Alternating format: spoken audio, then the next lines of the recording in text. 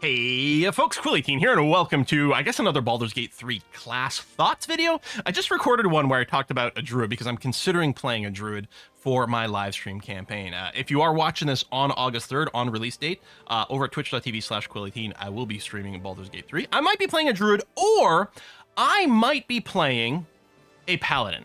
These are the two of the classes that I'm strongly leaning towards playing for my live stream Baldur's Gate 3 campaign. And the reason for the Paladin, which is what we're going to talk about in this episode, is because I often like my character in an RPG to be the party face. My character is supposed to be the main character. Therefore, my character is supposed to have the conversations. Therefore, I want my character to have the charisma.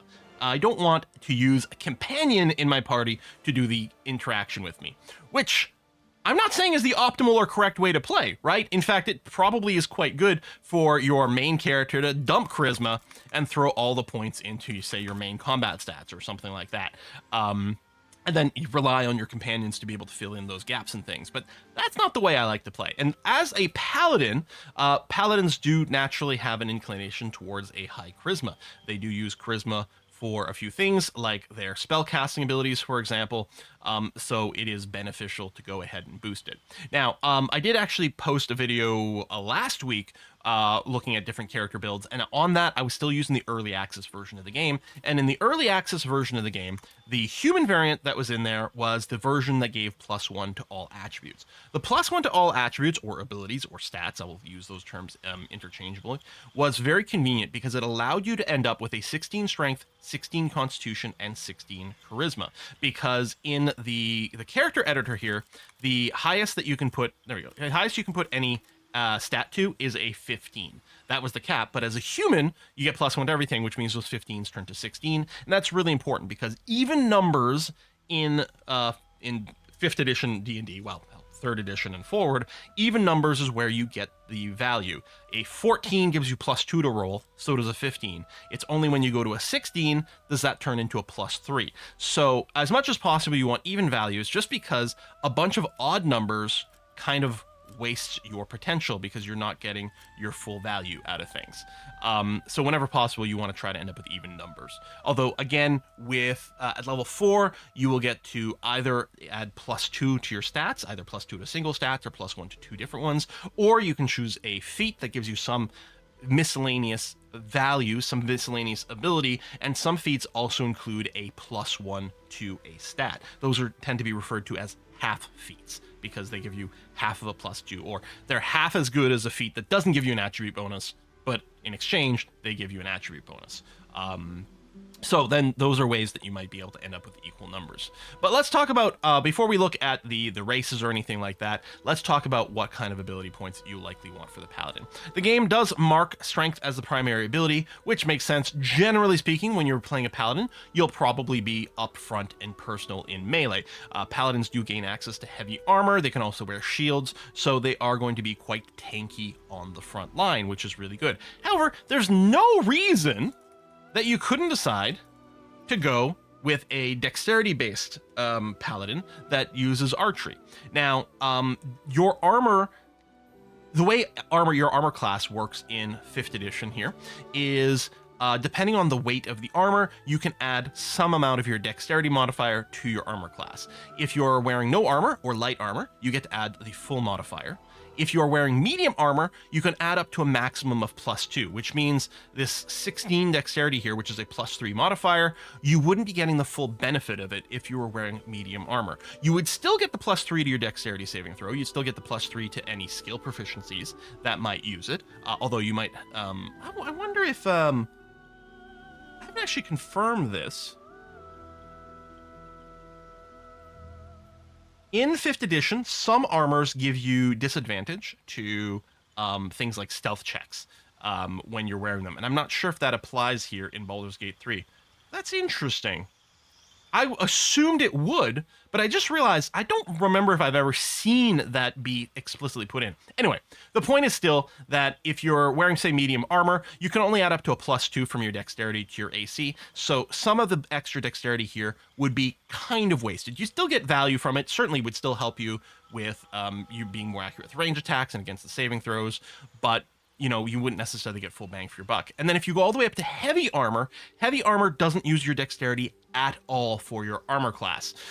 You just use the value of the armor as is without caring about dexterity. So as a paladin, you can wear heavy armor, so you probably want to wear heavy armor, which means you really don't get the same bang for your buck with dexterity, which is why it's probably much more common to end up with a very high strength as your primary combat attribute and going into melee. Plus, you know, it's a very classic knight in shining armor kind of vibe. So what else matters as a paladin? Well, you probably want a decent constitution because you want lots of hit points because you're probably going to get hit. And then we get back to the charisma conversation, which again is used for spellcasting. Although as a paladin, you're not a primary spellcaster, but it still helps. But my idea of, hey, I like to be the party face. And so what I'd probably do is something like this, where I end up with 16 strength to help in combat, the 16 charisma to really be the party face, 14 constitution for bonus hit points. I've got 2 ability points left over, and we could put them anywhere. We could still put them into dexterity, so that, first of all, before we get to heavy armor, in the early game, we're not going to find full plate right away. This would give us a little extra AC, and throughout the entire game, it will help with a reflex saving throw.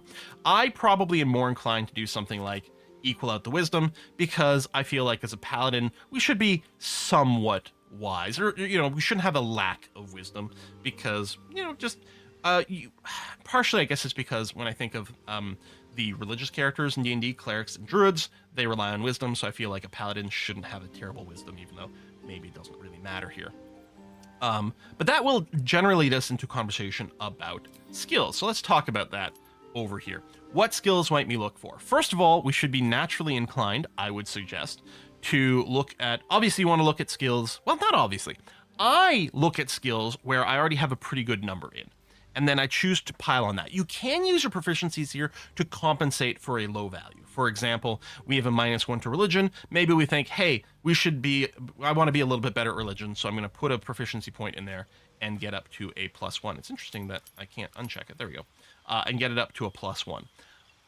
Me personally, I want to lean into the things that I'm naturally going to be good at and try to make it as good as possible and try to specialize characters for different roles. That way, if there's something that needs, say, an athletics thing, then I have one person in the party who's really good at athletics instead of a couple people who are meh kind of thing. So athletics is based on strength. In fact, I believe it's the only skill that's based on strength. So that is one candidate over there. The other thing that's going to be useful for us is anything that's based on charisma, since we have put so many points into it. So performance, if you want to make some sort of musical paladin, but I was thinking mostly intimidation, deception, as well as persuasion. Oh, which is down here. We currently already have the point because of the background, which is in there now. We could... one of the things with the background is we can use the background to gain proficiency in a skill that our class doesn't normally allow us to do. Like, for example, well,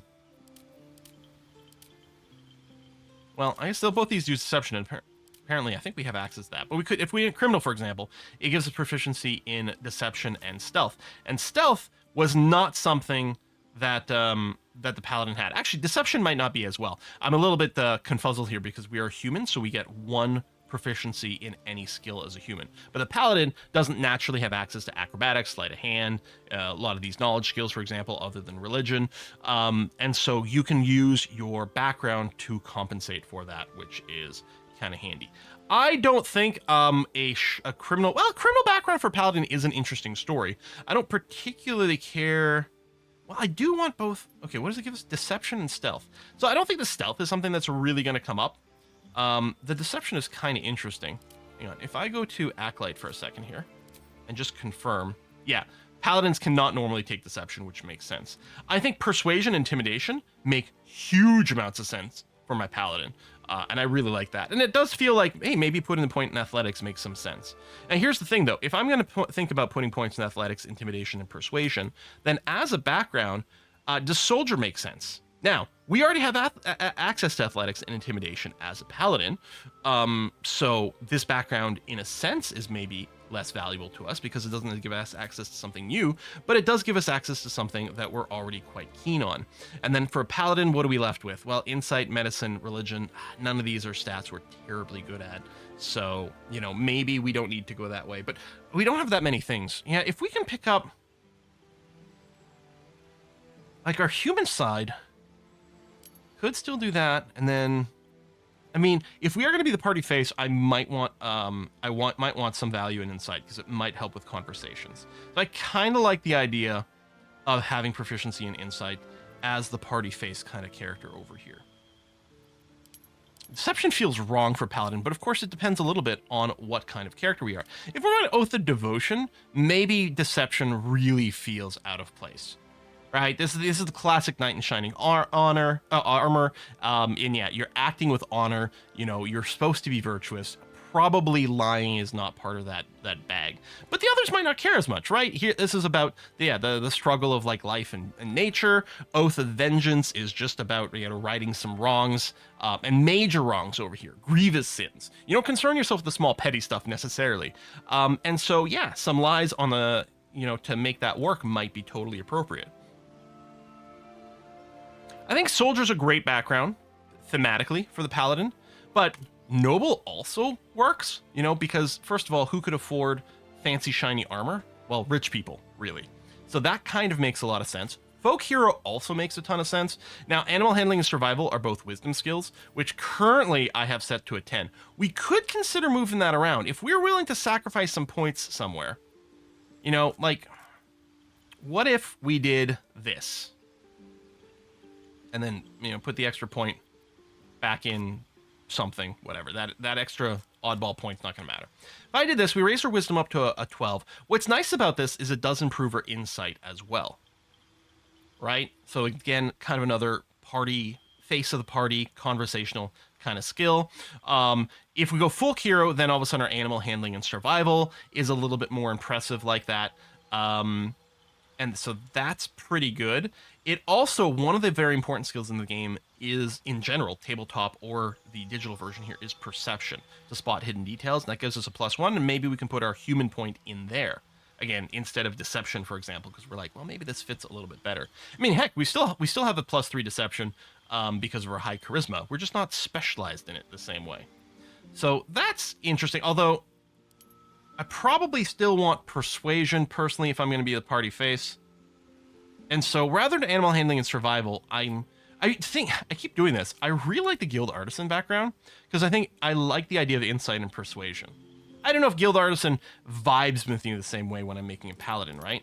But persuasion and insight, again, really useful for party face type stuff. And then where do we go from there? Well, I'll probably put the points into athletics so I can specialize. My second class skill is less of an obvious choice. I probably would take intimidation. Because sometimes we're going to have to tell the bad guys to stand down and be tough that way. And our human perk, the only thing we can put into that we're really good at would be deception and performance, which, depending on what kind of character we're playing, might be the perfect pick. But yeah, I think I might put the human point into perception over here. I think I said perception instead of performance. Performance and deception we would be very good at, but I think I put it into perception for the +3. And overall, I like this as sort of the party face kind of thing. And in terms of an oath, for me, the Oath of the Ancients doesn't vibe for me personally, although I think it's quite good. The Healing Radiance is a great area effect heal, which is interesting. And then, yeah, you get your particular oath going on. Oath of And then Oath of Devotion, the Holy Rebuke, you throw this on an ally, and then if anyone hits them, they take damage. I don't know if that affects the AI. In a tabletop kind of setting, this sort of thing is... so in D&D, and that includes this Baldur's Gate game, there's not the standard sort of video game kind of MMO, tank type character, right, with taunts and aggro mechanics and things like that. Enemies are free to attack whoever they want. Although you can sort of make enemies kind of stick to you a little bit, because if you're in melee range with them and they try to break that, they will draw an attack of opportunity, so you'll be able to get a free hit. So that can disincentivize them from moving away. And then with something like Holy Rebuke, if the enemies are aware that sort of thing is happening, that they're not going to want to go and attack your squishy, right? So you put this on your wizard, maybe we can disincentivize anyone to attack your wizard. Whether or not the AI in this game looks at that or not, I don't know. I mean, maybe you don't want them to look at it. Maybe you're okay with them hitting your wizard as long as they're being hit back, for example. Who knows? Oath of Vengeance, we got the Inquisitor's Might here. This increased the amount of damage. It's a bonus action to trigger. So it's not too bad, because we can use this and still attack that round, whether, on an ally or ourselves. The bonus radiant damage and the daze, that's quite cool. I like that quite a lot. So, and then vibe-wise, classic knight, angry knight. Both good. All right, let's talk about races here. Because the races no longer provide the ability bonuses, right? You've got a lot more flexibility about what you choose. I am tempted by the human in the case of the paladin over here, and the reason is human versatility here. I think I'm really appreciating the extra skill point.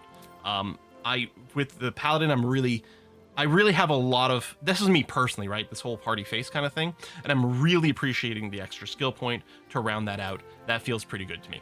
The civil militia is interesting because it does give you basically access to all these pole arms, which for me, when I think about the paladin, I'm usually thinking of like longsword and shield, or maybe a two-handed sword. But a big old polearm does feel pretty impressive, and it does give us some options that way, and that's okay. If we look at the elf thing, I mean, first of all, any of the species, any of the races here that gives us dark vision is hugely valuable, because if we're fighting in a dark place, we will get a penalty to a lot of actions, including our hit rolls, if there's not any light. So we'd be forced to carry a torch, or we'd have to have a spellcaster cast some sort of light spell in the area just to be able to provide the illumination. So if we have dark vision, we don't have to worry about that. It's happening on its own. I mean, a lot of the races also have saving throw bonuses, which are all good. The proficiency here doesn't matter because we have access to all martial weapons as a paladin, so the elven weapon training doesn't actually matter. Same thing with the humans, actually. I didn't properly address it. The civil militia, thematically, the idea of wielding these polearms and things feels really good, but we don't actually need it because we've got martial weapons. I really like this with a cleric that I'm playing. I'm going to be playing with some friends.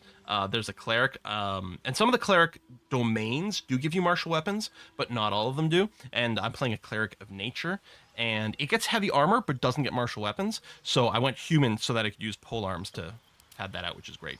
In terms of elven subraces, the extra cantrip from the high elf is actually pretty enticing.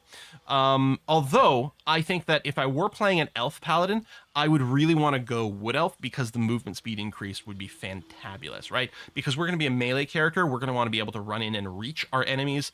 We'd also want to be on the front line because theoretically we're going to be tough because we're going to have maybe the strongest armor. We might be wielding a shield. So we really want to be on the front and draw enemy fire away from our other people, especially as a paladin, right? That's kind of our job. So I think fleet of foot is an excellent trait here. Tieflings, again, we got our dark vision, we got our hellish resistance, which is really nice. And I particularly like the Zariel tieflings with thaumaturgy over here to gain advantage on intimidation and performance checks, but mostly to me it's the advantage on intimidation checks, which is going to be so powerful. Mage Hand is well, I don't know how useful it's going to be in Baldur's Gate 3. I'm assuming probably fairly useful, and in tabletop setting I would pick this every time, just because of the stuff you can do. I don't think we really need to produce flame, for example, but yeah, if I was playing a tiefling, I would probably go Zariel tiefling. Drow is interesting. We don't need the weapon training. It got superior dark vision, which is amazing. We get the saving throw bonus, and then maybe we open up some really cool storytelling. I could see, especially with maybe like an angry sort of Oath of Vengeance paladin, I kind of thought that might be kind of a cool vibe. Gith Yankee. So I haven't looked at them a lot, but Astral Knowledge is interesting.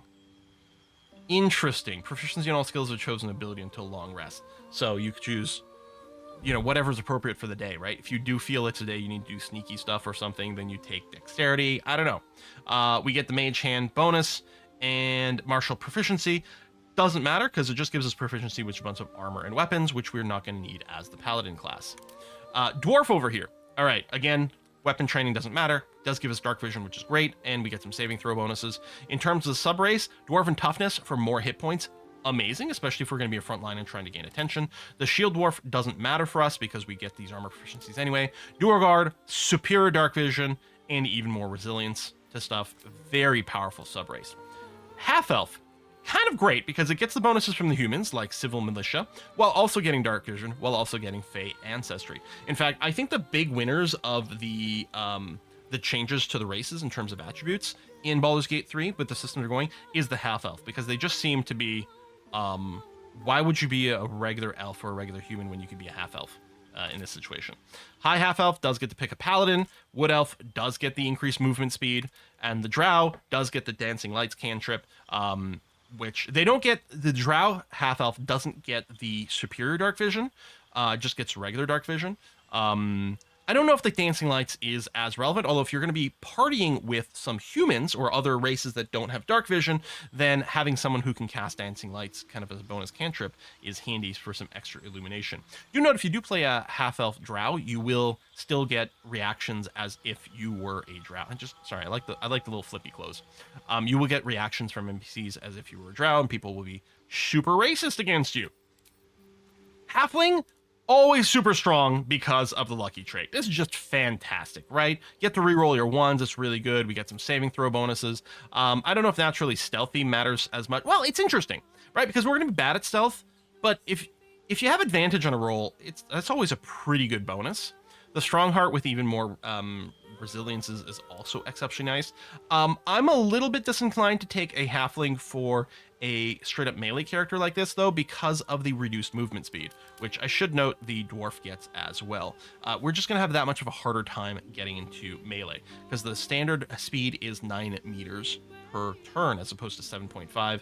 And again, as an elf, as a wood elf, we get an extra 1.5, so they move 10.5 per turn, and I would feel that this speed restriction is an impediment. Although, like, classically dwarven fighter type people is very on brand, right? Gnomes are also slow. The gnome cunning is amazing for all these saving throws. Subrace wise as well, the double proficiency to history checks is kind of cool, and that means you do get proficiency with history for free, plus a second time, which is kind of awesome. The Forest Gnome does give you speak with animals, which depending on what type of character you're playing, for example, with Oath of Devotion over here. No, Oath of the Ancients, right? Which is all about nature and things. It kind of fits quite well that you could also speak with animals. The Deep Gnome does have the Superior Dark Vision, which is nice. I don't know if the Superior Dark Vision means as much when you're playing a melee character, because mostly you want some Dark Vision, but you don't necessarily need super long range. And then it's got advantage on stealth checks, which again, we're not really going to have a natural bonus to it, so maybe we're not going to feel like we're going to be that stealthy, but advantage does compensate for a lot of problems. Dragonborn Paladin, I mean, I think that's like a pretty classic image that makes a lot of sense. The Dragonborn don't really give you anything here at level 1 other than a breath weapon, but they are pretty good. So you get a cone of different elements. So silver and white do frost breath. Black will do acid. Copper also does acid. Bronze and brass. Oh, bronze and blue? There you go. Bronze and blue do lightning breath. Brass and red. Oh, no, brass. What do you do? Oh, brass is a line of fire as opposed to a cone of fire from red. Ahaha. Is that the only one? Are all of them cones? Except for the brass dragon? The same icon. Oh, that's quite interesting. Huh. Very cool. Now, what's nice about this is, as Paladin, yes, you will get some clerical spells, but you don't really have, you're not going to have the same pool of like attacking magic spells and things like that, right? And area effect spells. And being a Dragonborn all of a sudden gives you the ability to inflict damage on multiple different things, as well as some sort of elemental attack that you might not be able to get, barring, dipping a weapon or something like that. And so even though, like, there's not really any race features here, literally the only thing Dragonborn get is a breath weapon. And of course, you do get resistance to your element, which is kind of nice. But this actually gives you much more combat actions, which might be very beneficial. Half-Orc, definitely worth mentioning. We got ourselves Dark Vision. We got ourselves the ability to bounce back from potentially being downed. And our crits do triple damage instead of double damage. This is huge for damage dealing. Also, I really like the idea of an Orc Paladin in terms of a type of story. So I think these are a couple of, there's a lot of different and interesting ways to go. Ability-wise, I can't see myself really... I guess for me, personally, the only question I have in terms of abilities is whether I maybe want to bring the Wisdom up to a 12, or I want to go and max out Constitution for just a few more hit points on the front line. One extra hit point per level, it may not make or break things. Is an extra +1 to a roll going to make or break things? I mean, these are all very marginal little subtle changes. You know? I mean, I don't think either one's a wrong answer. It mostly, I think, is going to come down to what skills you might want. And I think if you're going to try to focus on, If you want insight to be better, I guess you put the extra point into wisdom and you do something like that. I don't think losing the 1 hit point per level is going to break you. And this might feel better because there's going to be more situations where you're like, you're gonna miss a roll by 1 in a conversation and just be really disappointed. So maybe? I don't know. Let me know what you think. Also, you know, which one of these, or are you just going to break your oath and go down that kind of dark Oathbreaker Paladin class and become a Blackguard, right? I don't know. Anyway, those are my thoughts about the Paladin, who I may be playing on my live stream right now at twitch.tv/Quill18, depending on when you watch this video. Thanks for watching it. I'll see you next time. Bye-bye.